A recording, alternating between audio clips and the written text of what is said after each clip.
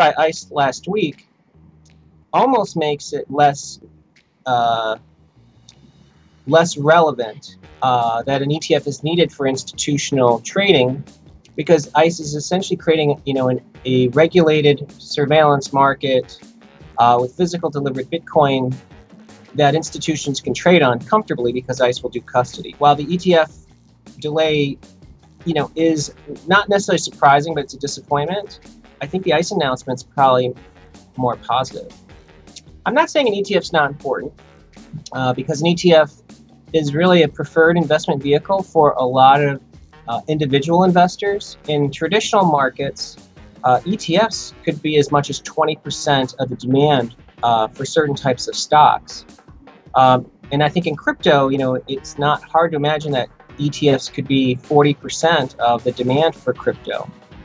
But ICE is, for all practical purposes, probably a much easier way for traditional institutional investors like hedge funds and mutual funds to actually trade Bitcoin, because it's on a regulated market.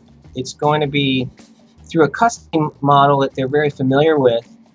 When ICE opens its exchange, it's the same as someone who wants to buy Bitcoin can make the same trade as if they're buying Coca-Cola. That's a big change, right? Right today, if you're a traditional institution, to get exposure to Bitcoin as a commodity, you have to open an account, create a crypto wallet, figure out how you're going to secure that crypto wallet, create it in a relationship with an OTC broker or an exchange, set some limits, make sure that that counterparty is approved through all your processes and your investors. Whereas, if you're trading through ICE, it's just trading through ICE. It's a very, it really vastly simplifies the process for an institution.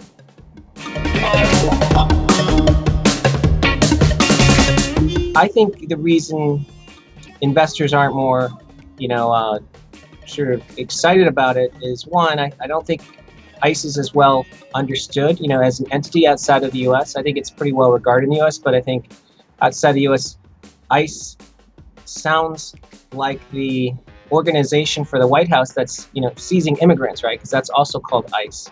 When you look at crypto trading, I think about 80% takes place outside the U.S. It's very different from traditional markets where most trading takes place in the U.S. Crypto is almost the opposite.